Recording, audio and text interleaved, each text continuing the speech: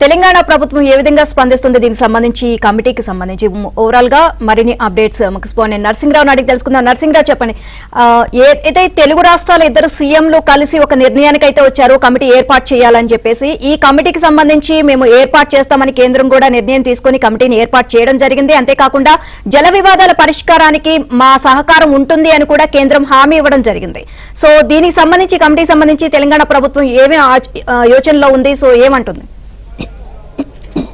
వాస్తవానికి జూలైలో జరిగినటువంటి అపెక్స్ కౌన్సిల్ సమావేశంలోనే ఇరు రాష్ట్రాల ముఖ్యమంత్రులు దానికి ఆమోదం తెలిపారు. ఒక కమిటీని వేసుకొని సామరస్యంగా సమస్యని పరిష్కరించుకోవాలి. రెండు రాష్ట్రాలు కూడా వైరంతో కాకుండా సోదరాభావంతో సమస్యలన్నింటినీ కూడా పరిష్కరించుకోవాలి అనేటువంటి ఒక ఆలోచనకు వచ్చే అపెక్స్ కౌన్సిల్ సమావేశంలో ఇరు రాష్ట్రాల ముఖ్యమంత్రులు కూడా దానికి ఆమోదం తెలిపారు. ఒక కమిటీని వేసుకొని ఆ కమిటీ ఇచ్చినటువంటి రిపోర్టు ఆధారంగా, నివేదికల ఆధారంగా దాని మేరకు ముందుకు వెళ్ళాలి, ఈ సమస్యలను పరిష్కరించుకోవాలి అని చెప్పి అపెక్స్ కౌన్సిల్లో ఆమోదం తెలిపిన మేరకు ఆ ప్రతిపాదనలు పంపించారు. అటు ఏపీ ప్రభుత్వం, ఇటు తెలంగాణ ప్రభుత్వం కూడా ప్రతిపాదనలు పంపినటువంటి మేరకు, ఆ పేర్లు ఏవైతే ఉన్నాయో ఆ పేర్లను పంపిన మేరకే ఈరోజు కేంద్రము దాన్ని నోటిఫై చేసింది ఆ కమిటీని. సో అంటే ఇటు తెలంగాణ, అటు ఆంధ్రప్రదేశ్ రెండు ప్రభుత్వాలు కూడా దీన్ని అంగీకరించినట్లే లెక్క. అంటే వాస్తవానికి మనం ఇటీవల కాలంలో చూస్తున్నాం, తెలంగాణ రాష్ట్రంలో మొత్తం రాజకీయాలన్నీ కూడా ఇప్పుడు నీళ్ల చుట్టే తిరుగుతున్నాయి, నీటి వివాదాల చుట్టే తిరుగుతున్నాయి.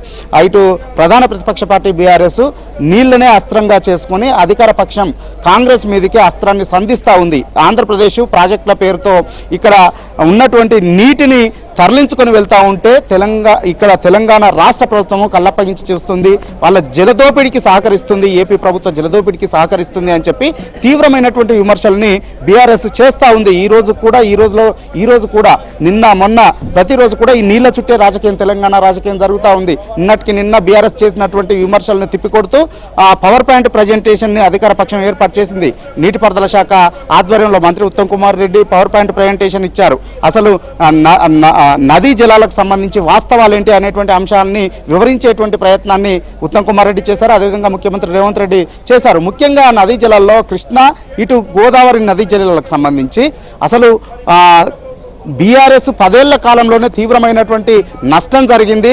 అటు ఆంధ్రప్రదేశ్ తరలించుకు వెళ్ళడానికి అవకాశాన్ని కల్పించేటువంటి ఒప్పందాలపైన ఆనాటి ముఖ్యమంత్రి కేసీఆర్, ఆనాడు నీటిపారుదల శాఖ మంత్రిగా ఉన్నటువంటి హరీష్ రావు సంతకాలు పెట్టడం వల్లనే ఈరోజు వారు నీళ్లు తరలించుకు వెళ్ళడానికి అవకాశం ఏర్పడింది అని చెప్పి ఎదురుదాడి ఇటు అధికార పక్షం చేసింది. ముఖ్యంగా ఈ కృష్ణా నదీ జలాల్లో ఆనాడు 299 టీఎంసీలు తెలంగాణకి, 511 టీఎంసీల పైగా ఆంధ్రప్రదేశ్ వినియోగించుకోవడానికి ఉమ్మడి రాష్ట్రంలో కేటాయించినటువంటి 811 టీఎంసీల్లో ఈ రెండు రాష్ట్రాలకి ఇది చాలు అని చెప్పి, 299 టీఎంసీలకు చాలు అని చెప్పి ఆనాడు వారు సంతకం పెట్టడం వల్లనే తీవ్రమైనటువంటి నష్టం జరుగుతుంది. అయినప్పటికీ 70% మనకి ఇక్కడ కృష్ణా నది పరివాహక ప్రాంతం 70% తెలంగాణలో ఉంటుంది కాబట్టి 70% నీటు వాట కావాలని చెప్పి అటు ట్రిబ్యునల్లో పోరాటం చేస్తున్నాము, ఇటు కోర్టులో కూడా పోరాటం చేస్తున్నామని చెప్పి తెలంగాణ రాష్ట్ర ప్రభుత్వం చెప్తా ఉంది. అటు గోదావరి నుంచి కూడా జలాలని ఏపీ పెన్నా బేసిన్కు తరలించకుండా కూడా తాము అడ్డుకునేటువంటి ప్రయత్నం చేస్తూ ఉన్నాము, అన్ని ప్రయత్నాలని